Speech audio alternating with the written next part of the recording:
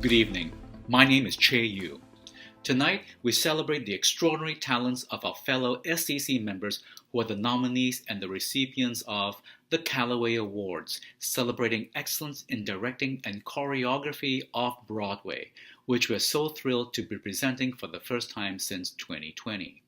The Zelda Fichandler Award for the great accomplishments by directors and choreographers for transforming the national arts landscape with a singular creativity and their deep investment in a particular community, this year in the central United States, and the award for Lifetime Achievement and Distinguished Service in the Not-for-Profit Theater, the Gordon Davidson Award. Now, let's take a moment to acknowledge we are back in the room. Our rooms, the rooms that we lead, that we create, the rehearsal rooms, the casting rooms, rooms in which we conceptualize with designers, rooms in which production teams gather to realize our dreams and ideas. It is thrilling to finally be back in the space to once again collaborate with artists to create live theater, to tell and share the stories of our communities, nation, and our humanity. And we're back to honor the incredibly talented artists whose rooms created excellent and profound work for the 2021 and 2022 season. It is my honor to be your host tonight. It is a privilege to recognize these extraordinary members who have raised the artistic threshold, finding innovative ways to tell stories that elevate and inspire our community and leave lasting influences on our audiences and the American theater. Now, I'd like to introduce Mark Brokaw to kick off the celebration. Thank you so much for that introduction, as well as for serving as our host this evening. And on behalf of my fellow trustees of the Stage Directors and Choreographers Foundation, welcome. Though we find ourselves in a virtual ceremony for another year, we're thrilled that this ceremony allows us the access to gather as a community at the same time from all over the country and internationally to celebrate and honor the stellar accomplishments of our members and peers.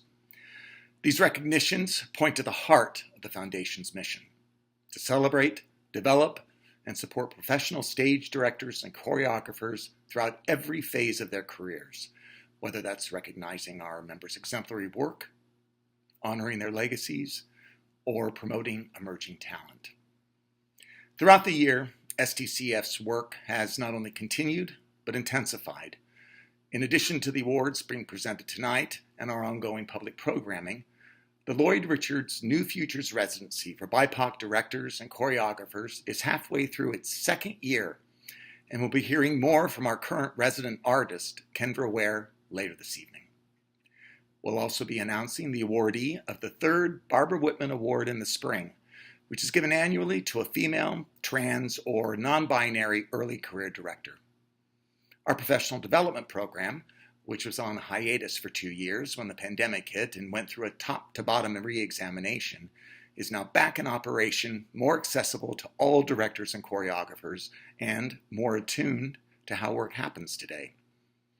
And in the past 3 years, SDCF's Emergency Assistance Fund has provided over $275,000 of financial assistance to both SDC members and SDC associate members. We are deeply grateful to all who have contributed and those who continue to contribute to this fund, as well as donations to all our other programming and work that SDCF offers. Without your help and support, none of the work we do would be possible. So thank you.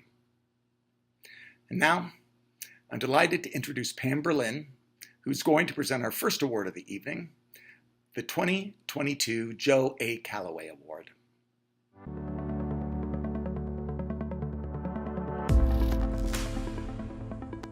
Thanks, Mark. And hello, everyone. I'm Pam Berlin. I'm a former president of the SDC Executive Board and the current chair of the Callaway Committee. Our intrepid group of 9 was tasked with seeing 87 off-Broadway productions for the 2021-22 season. I'd like to acknowledge and thank those committee members. They were Maggie Burrows, Richard Hamburger, Darren Lee, Lori Leshner, Amy Saltz, Maria Torres, Christopher Wyndham, and Che Yu.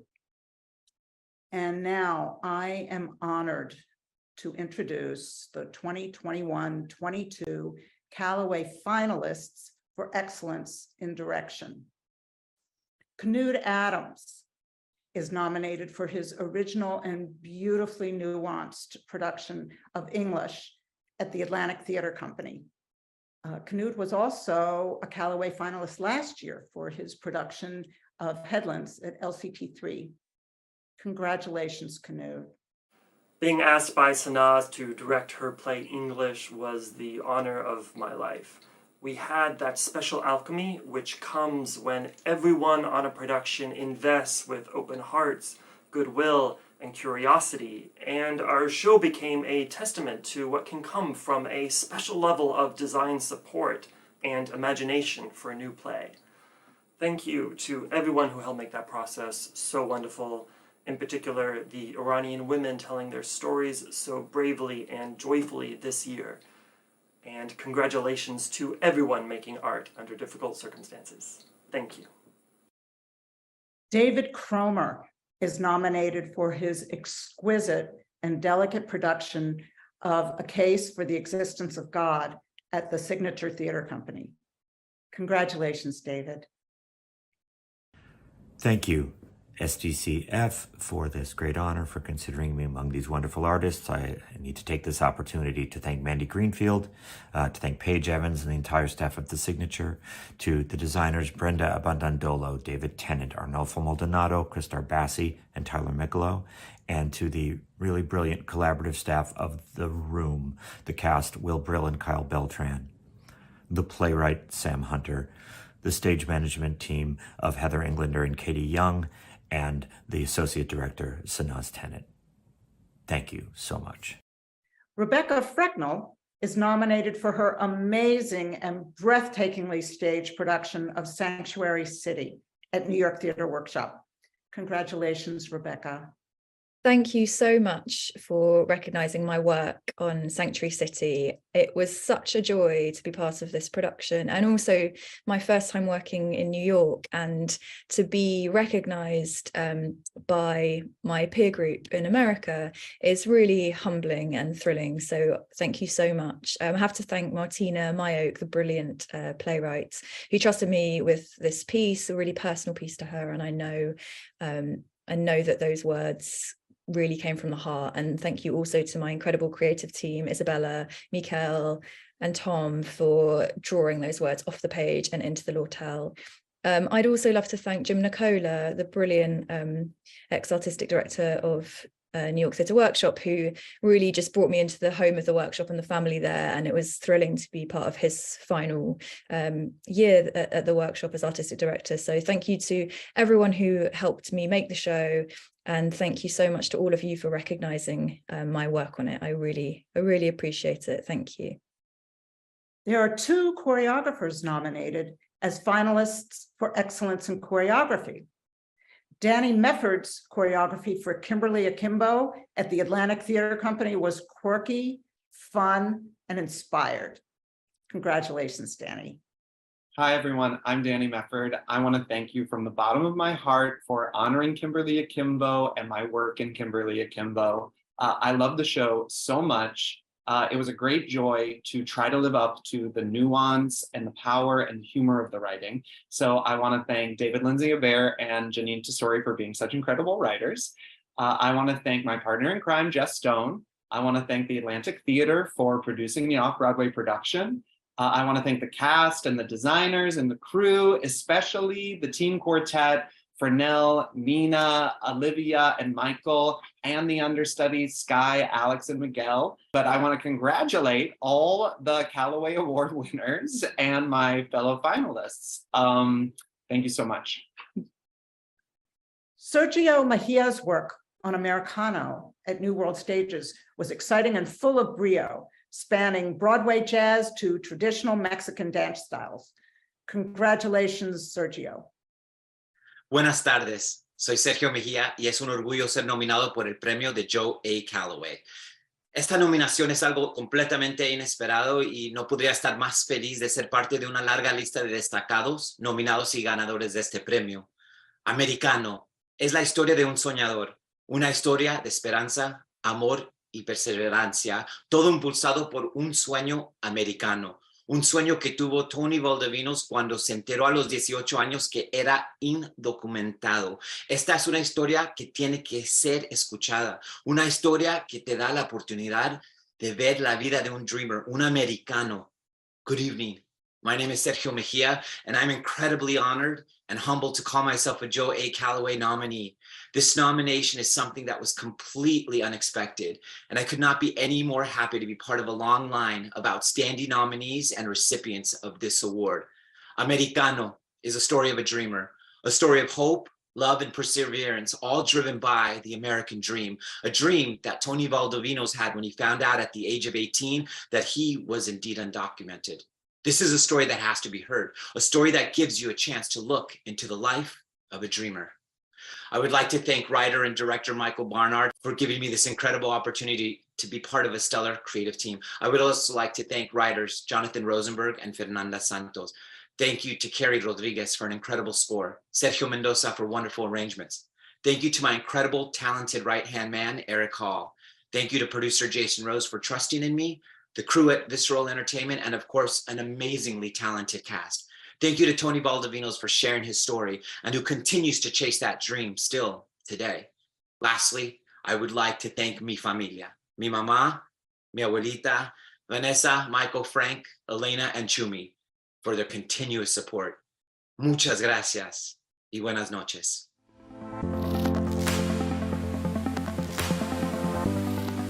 Congratulations and thank you to all of our Callaway finalists. We on the committee were so excited and inspired by your work. As we all know, we were not able to hold the Callaway Awards last year, and we are so happy and grateful to be back. And now I'll turn it over to Rachel Chavkin, who will honor the winner of the 21-22 Callaway Awards for outstanding direction. What a friggin' joy to get to do this. Saheem, it's very fitting for you. You are so gorgeous and fierce and committed to this craft of directing that we share.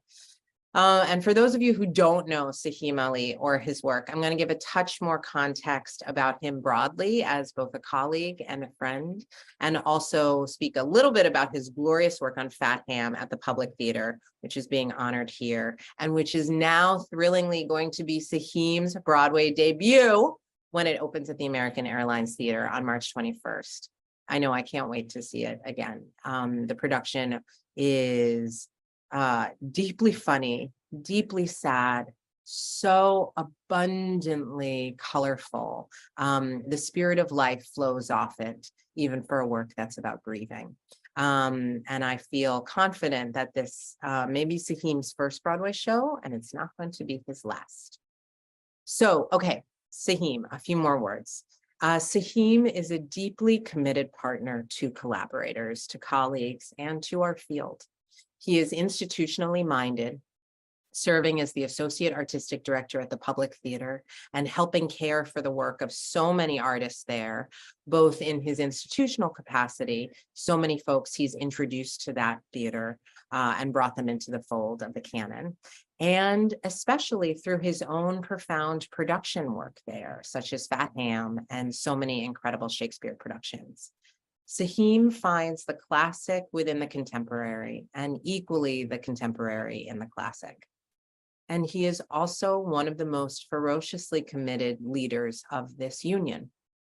I have the great joy of working with him on the executive board, and he is sober and balanced and rigorous and deeply creative in this practice, which can be dry.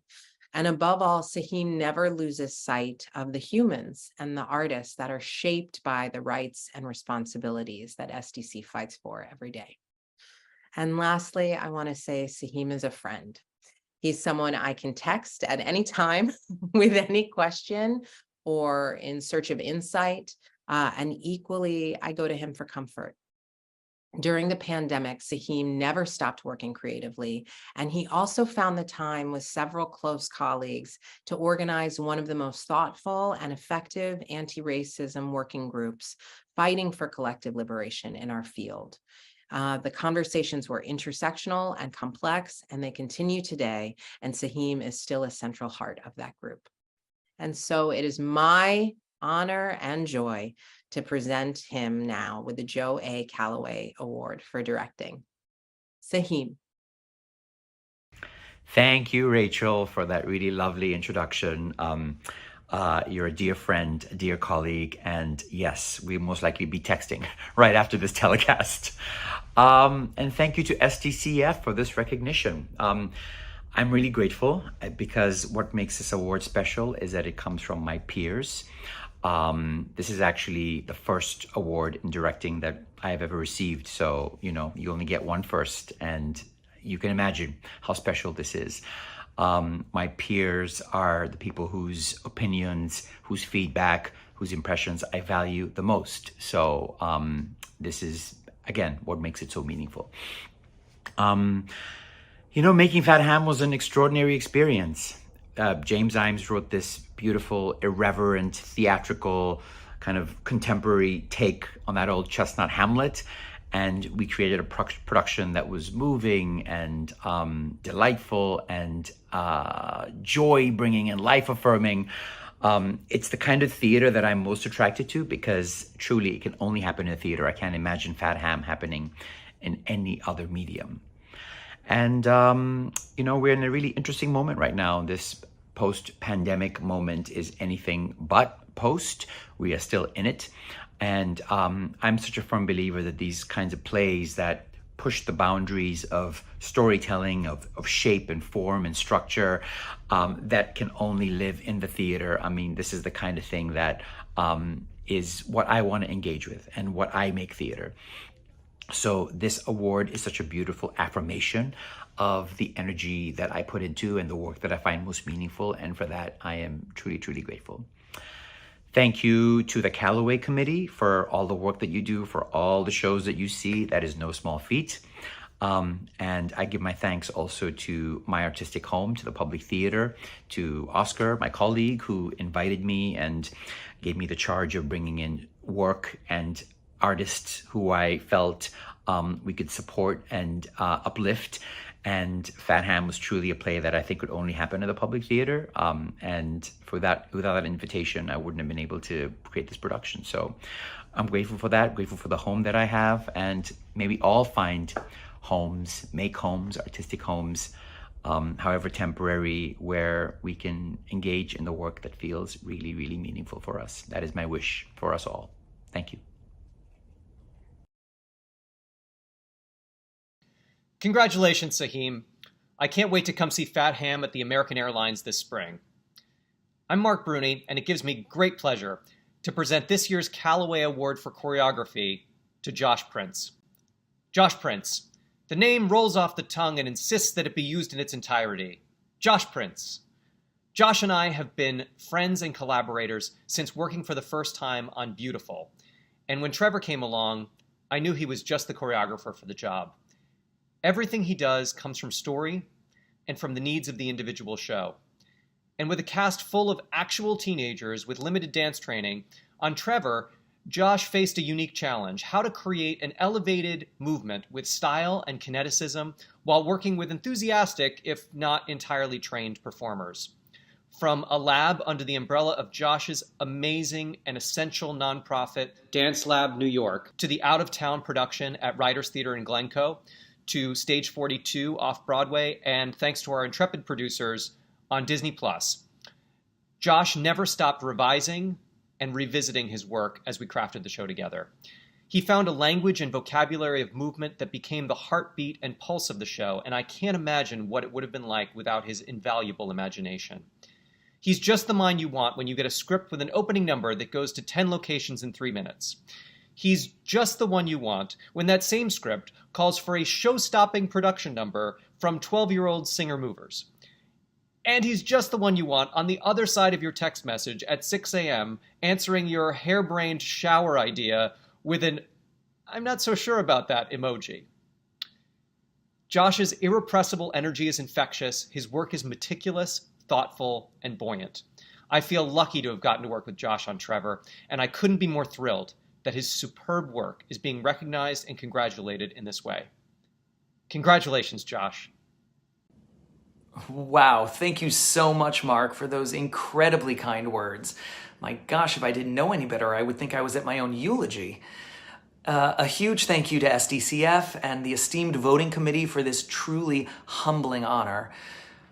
My wish for every choreographer is that their lives are filled with experiences just like I had with TREVOR the Musical, that they are championed like I was by passionate producers like Roy Furman, John Ambrosino, Mark Woods, and Josie Bray, that they are entrusted and valued for their contributions to the storytelling like I was, by brilliant writers like Dan Collins and Julianne Wick-Davis, that they have the privilege of collaborating with and befriending a genius, classy mensch of a director like Mark Bruni, a man with more show posters on his wall than the New York and West End Joe Allens combined, and a director who does what great leaders do, sees the best in you and gets the best from you, and who is not afraid to receive an "I'm not so sure about that" emoji at 6 a.m. I wish for you a lifetime of fellow creatives and designers. Shout out to musical director Matt Deichman and my associate Jody Renard, who will walk through the fire that is the making of a new off-Broadway musical with kids during a pandemic, and who will exemplify the term labor of love. I wish for you a lifetime of authentic, hardworking, and joyful casts like we had on TREVOR. Thank you, Mary Sugarman, who inspire you to experience the magic of theater the same way you did when you were a kid. And last, but certainly not least, I wish you a lifetime of shows whose stories and messages resonate with you as deeply as TREVOR's resonates with me. To receive this honor for a show that is so personal is such a gift, and it is a gift I will cherish always. And any attention that this accolade might draw to this beautiful musical that helps LGBTQ+ youth find acceptance and recognize that their future is bright makes me very proud indeed. Thank you so much.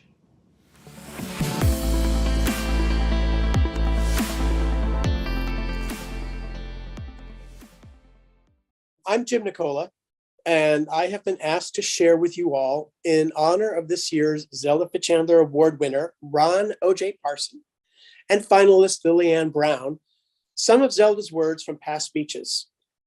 I accepted, against my better judgment, having spent many years working with and learning from Zelda, but mostly being dazzled by her. I think it will only be reminding me of my shortcomings.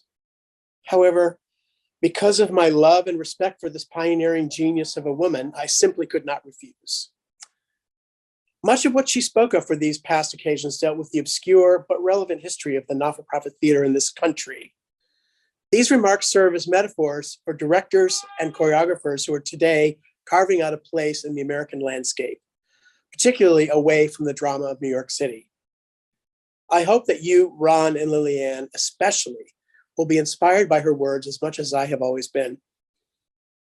So here she blows. In the divine comedy that is our human destiny, all predictions are wrong. That's one of the few certainties granted to us. Though the predictions may be wrong, they're right about the people who voice them, not about their future, but about the experience of their present moment.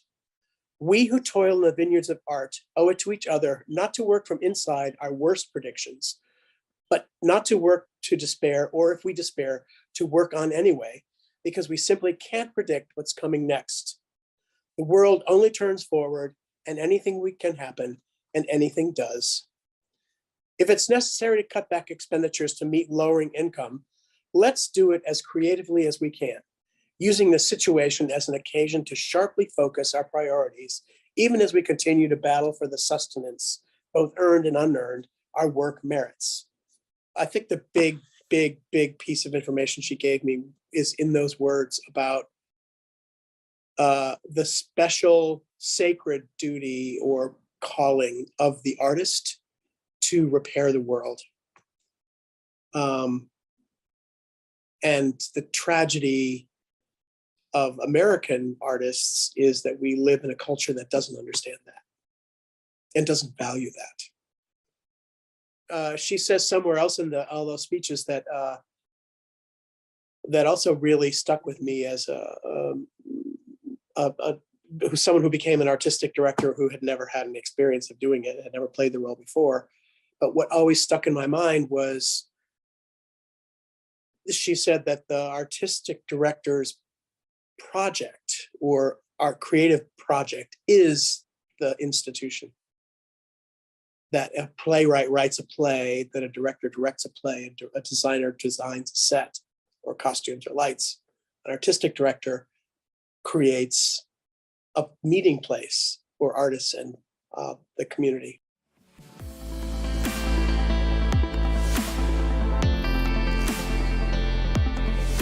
Hello, I'm Dee Lynn Myers, and it is my absolute pleasure to introduce to you this year's finalist for the Zelda Fichandler Award, and that is Lili-Anne Brown. When I look at her credits already, when I look at her accomplishments already, I can only imagine the light that she will bring to our industry, as well as integrity. She has written, produced, directed, acted, all those wonderful attributes that any good director, much less a great director, needs to do. Having run her own company, she knows what it's like as she works regionally and back in her beloved Chicago. I think that her integrity, her smart choices, and her deliberate intention to bring stories to life will inspire us for years to come as she continues to enlighten our industry for years to come. It's my great pleasure and my great joy. I can think of no one in this moment more deserving than Lili-Anne Brown. Thank you so much to the Stage Directors and Choreographers Foundation for everything that you do to support our craft and acknowledge those in our field. Most people don't even know what directors truly do, which is why I'm here in my kitchen, because this is where I do half of my work. To be recognized by my community for what we know is the kitchen work and the work that goes on stage, it's a profound honor. It's a particular honor this year when my colleague Ron O.J. Parson is the recipient. That's the best company I could possibly be in. I give special thanks to the Chicago theater community. It's because of the Chicago theater community that I'm here and continue to keep going, and I'm forever grateful. Thank you very much. Congratulations to you, Lili-Anne. Along with grandchildren, one of the greatest thrills of getting older is having more time for new experiences, like seeing streets, theaters, and awards named in honor of the giants with whom you once conversed, and the further joy of presenting one of those awards to a colleague you've known for decades. Presenting the Zelda Fichandler Award to Ron O.J. Parson is a privilege that comes with age. It was 40 years ago in his hometown of Buffalo, New York, when we first shared our dream of one day being in an August Wilson play. At the time, we were in a production of A Raisin in the Sun, directed by Hal Scott. I in the smallest speaking role in the show, and Ron as a moving man with no lines. Now he has directed over 30 productions of the Bard of Pittsburgh's canon, 9 at Chicago's Tony-winning Court Theater, where Ron is a resident director. How fitting that that theater is on the South Side, where Ms. Hansberry set her wonderful play. Through the years, I have come to know this proud Black artist very well. I learned about the first theater he started at the University of Michigan's Professional Theater Training Program. He talked students into being in his productions. People like David Allen Greer and Louise Ciccone, who we now know as Madonna. Currently, Ron conducts workshops with arts and education programs and is the creator of the Spotlight Reading Series at Court Theater, a reading series developed to introduce young and old to the plays of the Black theater movement and beyond. He is a member of Timeline Theater Company and a co-founder and former artistic director of the Onyx Theater Ensemble of Chicago. His Chicago theater credits are too voluminous to mention, but they do include Victory Gardens, Goodman, Steppenwolf, Black Ensemble Theater, Congo Square Theater Company, and Northlight. Regionally, Ron has worked north, south, east, and west. And in Canada, he directed a world premiere at the Stratford Festival in Stratford, Ontario. Ron's productions of Pinter and Beckett solidify his amalgam of the old school and the new school. He is at once historian of Black culture and visionary of American culture. The historic reading and the triumphant productions of playwright Tyler Abercrombie's Relentless bear witness to the years of service in the vineyards of America's theaters. His extraordinary service makes him worthy of the 2022 Zelda Fichandler Award. Congratulations, dear friend of culture.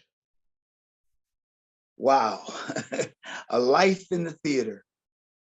Well, first of all, I'd like to thank the SDCF for this recognition. Of course, we never do this for awards, but it's always nice to be recognized for the work that we do in the arts. Yeah, I remember a quote, I think it was George Burns who said, choose a job you love and you'll never work a day in your life. Well, I've had a life in the theater, and I thought I was going to be a baseball player and then a sports journalist. All the time I was acting and directing through my teenage years. And I realized when I got to the University of Michigan, okay, maybe I can try this. And then thanks to Stephen McKinley Henderson, I realized what I was supposed to be doing after all these years at the University of Michigan. So I'd like to thank all the many influences in my life that led me to this career path. And I'd like to thank the many of those people who are in my life and influenced me. Neil Dubrock, founder of the Studio Arena Theater. Mr. Jaffe, my junior high school drama teacher. Robert McKee, who is now a screenwriting guru, who was my first college drama teacher at the University of Michigan. Of course, Court Theater's Charlie Newell, Steve Albert, Angel Isaguri, also from college, my college days, Michael Pinckney, Von Washington, the Joyce Foundation, Ellen Alberding, Angelique Power, Michelle Boone, Tracy Hall, and my friend Ife McWhorter, who at one time told me I was too qualified for this job. You need to just do something else. And I said, okay, maybe I'll go back to the theater.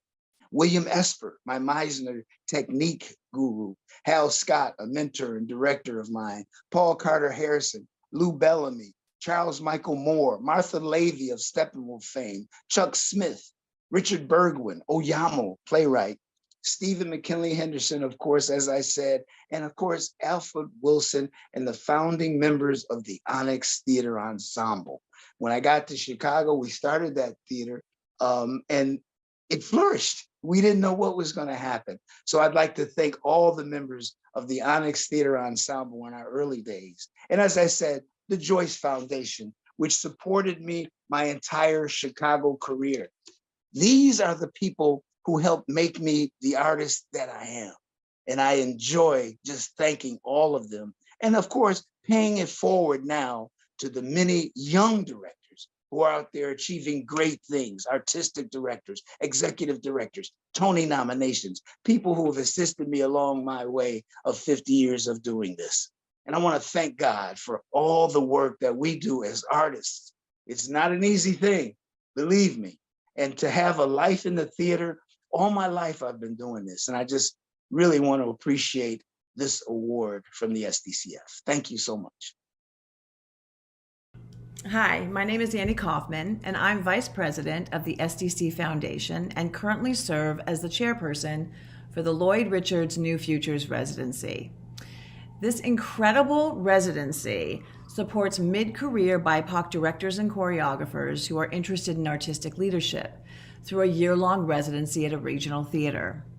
Our first year saw two artists, Shay Cage and Elizabeth Carter, in residence at Cornerstone Theater and Oregon Shakespeare Festival, respectively.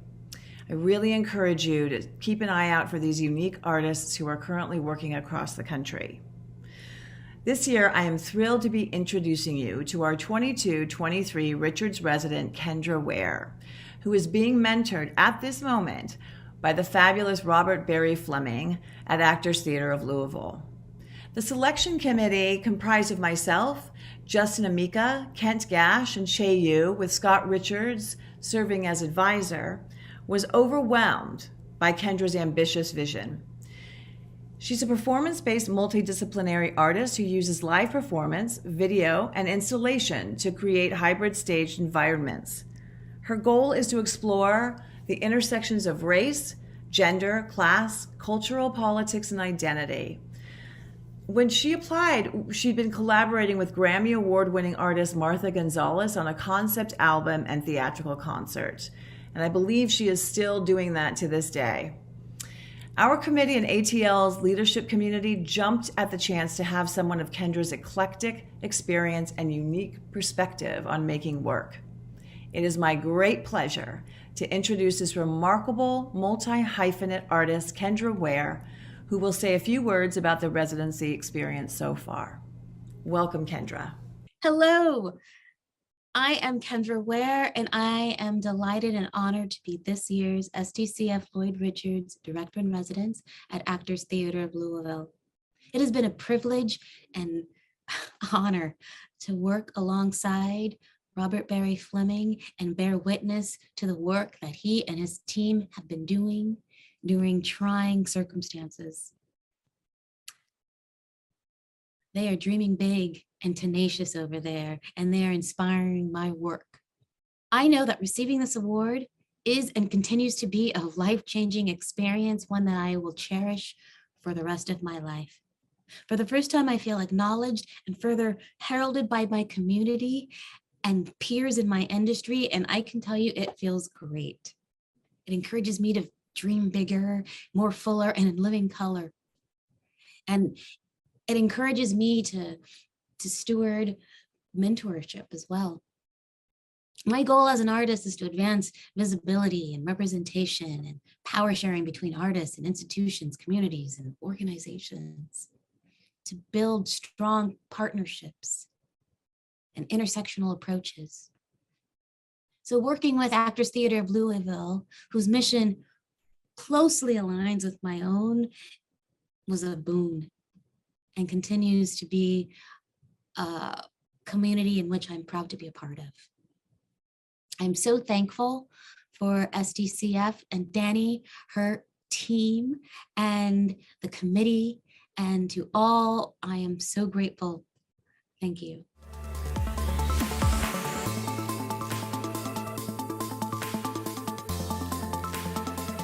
Hello, I'm Rachel Davidson, Gordon Davidson's daughter. My father treasured this community, and he fiercely sought out, nurtured, and protected theater artists. The power of theater, theater people, theater makers, and theater goers truly was my dad's elixir.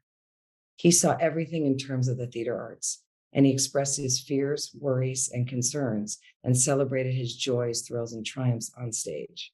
He wanted to hear from everyone and initiated inclusive programming, commissioned plays, welcomed diverse voices, integrated music and dance, and encouraged controversy and conversation.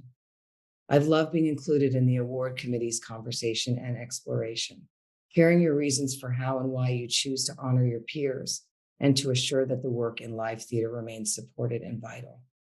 Thank you for including me in participating in this process. And thank you for acknowledging my dad's memory in the very best possible way. By recognizing the work of you, his phenomenal colleagues, you further solidify his memory. My mother worries every day that Dad's legacy will be forgotten, knowing that this foundation is purposely giving his namesake award to someone who embodies his artistic spirit, his drive, his inclusivity, his absolute need to run up onto that stage and welcome everyone in, to share stories untold before or retold in a new light is so meaningful. Congratulations to Donald Byrd, the first choreographer to receive this award, and thank you, SDCF, for continuing to honor our Gordon. Thank you, Rachel. It's been wonderful to have your memories and perspectives join the committee's work this season. It's always a great privilege to serve on the Davidson Award Committee, and especially to be in joyful community with my fellow committee members.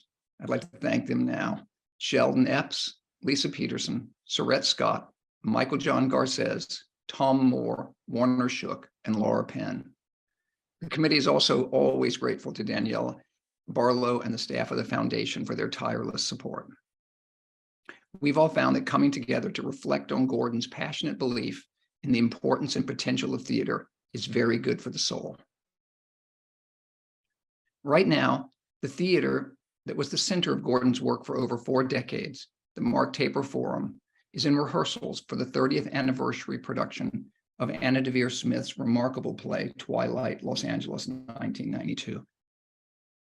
The play, which chronicles the lives and spirits of LA in the aftermath of the 1992 uprisings, was a project Gordon believed was necessary. It was a huge undertaking, and he marshaled all the resources and connections of the theater to support and develop the play. Twilight and the process which created it remain testaments of Gordon's ideals about the purpose of theater, the responsibilities of artists, and the importance of including everyone in the work. Working on the play again has reminded everyone at Center Theater Group of Gordon's inextricably linked artistic and social commitments. His spirit and legacy have been very present in CTG's halls and rehearsal rooms over these last months. It's always invigorating to be back in contact with him. Each year, the Davidson Committee recognizes a director or choreographer who shares Gordon's commitments and passions, and whose body of work has had profound impacts on the communities where they live. The committee is honored to uplift artists whose life work reawakens in all of us the deeply held beliefs about our art form that Gordon held so dear. It's now my pleasure to turn things over to my friend Braden Abraham, who will introduce this year's awardee. Hello, everyone. It's great to be here with you in this virtual space honoring Donald Byrd. A couple summers ago, I was in my living room watching theater online, and I was watching Spectrum Dance Theater's Race and Climate Change Festival when something happened, and I had this giddy sensation of being transported inside Donald Byrd's head. We have a sense that we're in good hands watching a performance when the director gets the entrances and exits right, and you entered this festival on your laptop through this portal of rotating nodes connected and suspended in a black void, like tiny galaxies or the synapses firing in Donald's brain.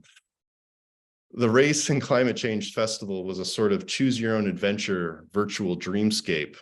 You clicked on each node and it opened a filmed dance in a dark hotel room, a futuristic ritual outdoors, a conversational inquiry on Zoom. It was this eclectic mix of riffs and form and content, connecting ideas and emotions around race and climate and art that were animating Donald and his company. I find Donald singular in his restless experimentation. He's unique in how he combines theater and dance, narrative and environment, physical rigor and emotional impact, individual voice and community consciousness. Seattle, in spite of the familiar challenges that the arts and culture sector has faced, is still a wondrous place that retains its frontier spirit and draws pioneering artists like Donald who like the edges, who operate confidently in the liminal spaces and refuse to be pinned down. We're here today clearly because Donald belongs in the company of other pioneers. I didn't have the honor of knowing Gordon Davidson, but like Zelda Fichandler, Hallie Flanagan, and so many other pioneers of the American theater, I'm the beneficiary of his vision and commitment to making work outside of the commercial spotlight, a commitment to making theater in a community for that community with the artists who live there. In Seattle, I benefited from knowing Donald and feeling the impact of his work. He created 2 pieces with Spectrum that performed at Seattle Rep during my tenure as artistic director, Shot and Rap on Race.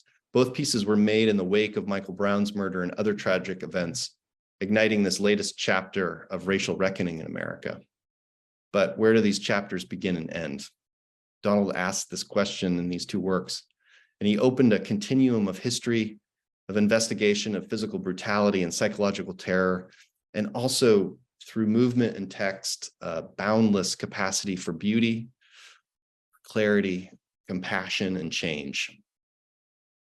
A Lifetime Achievement Award offers a valuable look backward at the accumulation of work, the threads and the through lines of a singular artist. You can look at this extensive biography of Donald and see the many lives that he's lived, his influences, and those he's influenced in collaborations and disciplines. Birth, death, rebirth, these are the cycles we keep experiencing as artists if we're lucky and aware and retain that capacity to keep opening up to what the world offers us at each passing moment. In the short time that I've gotten to know Donald, and the longer time I've had the privilege of experiencing and being affected by his work, has given me more courage as an artist, made me think not about what's already been done, but inspired me to think and act on what's possible.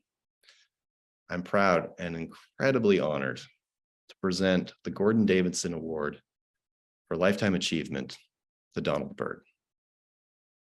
Thank you, Braden, my friend, for your kind and generous words.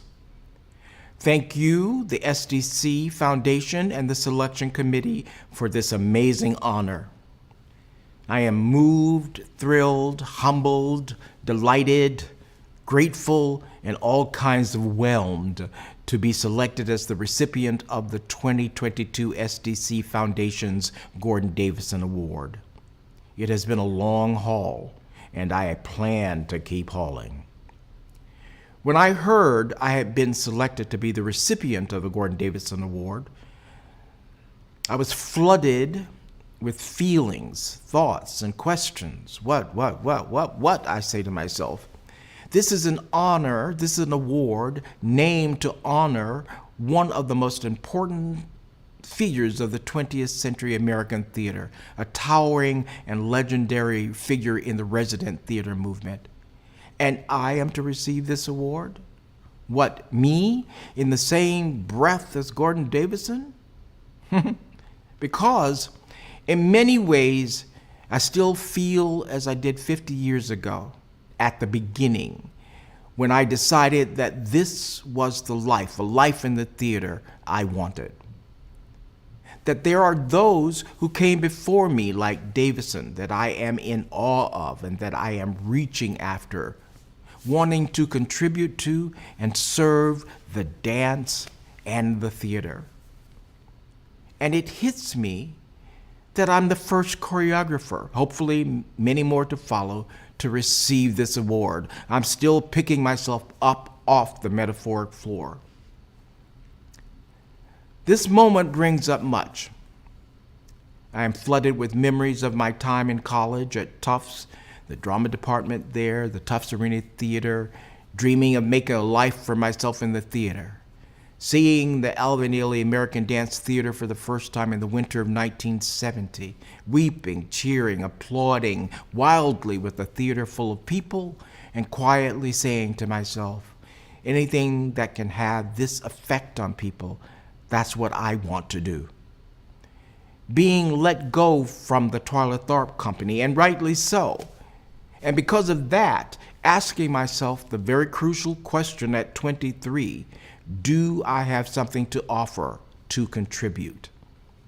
Several years later, living in Venice Beach, California, and almost daily having coffee with my friend John Childers and having the one day I'm gonna conversation, living in the optimism of possibility, deciding to teach daily classes as a way to practice communicating my movement ideas to others, starting my first dance company a few years later, and the thrill of doing our first performance, a single night at the Coronet Theater on La Cienega Boulevard in Los Angeles, starting to be compelled to make work that creates awareness and raises questions around race and racism in America, creating the first iteration of the minstrel show and wondering at how certain theatrical traditions have further compounded and perpetuated racism in America.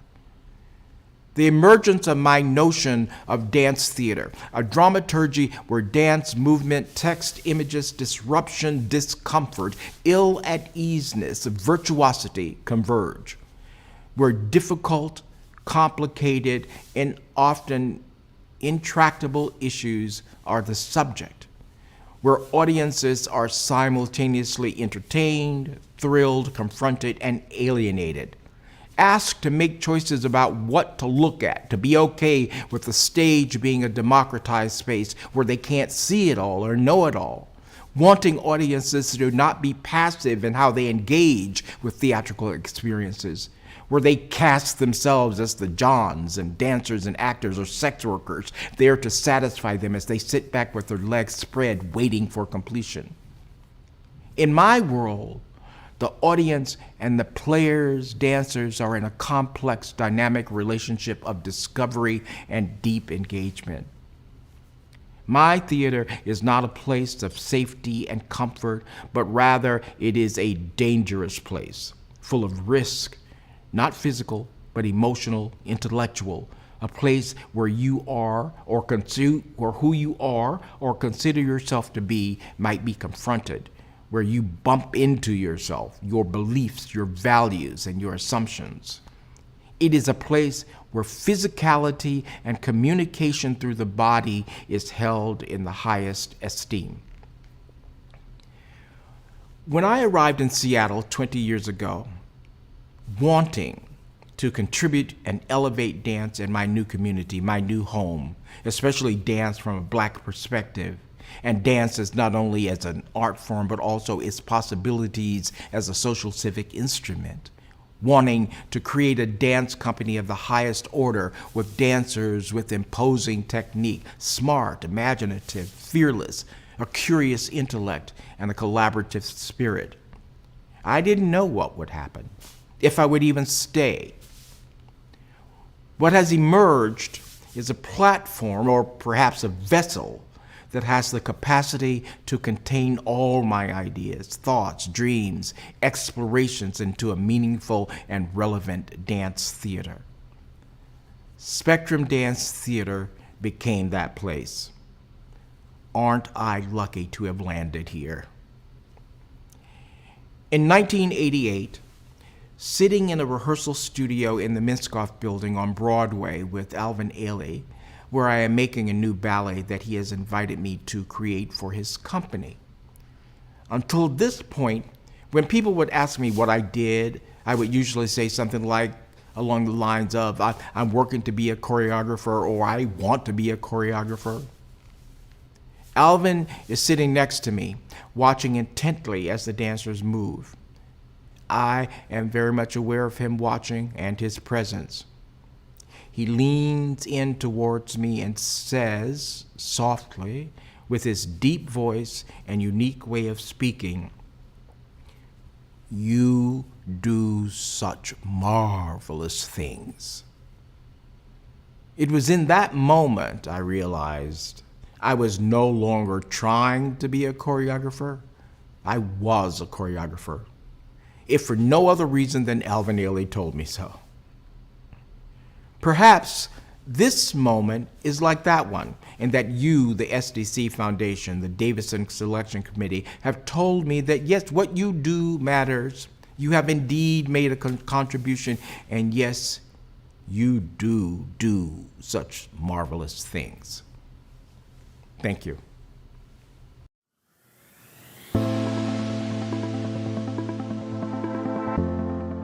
Hello again. What an inspiring evening. I'm reminded of Gordon Davidson's words. The great thing about theater is that it's dealing with the art of the possible. What's possible is not limited by money, but by imagination and vision. I hope tonight can serve as inspiration for our imagination, vision, and growth as a community and in the American theater. And thank you again for joining us to celebrate the incredible accomplishments of our extraordinary members, finalists, and winners. Good night, everyone.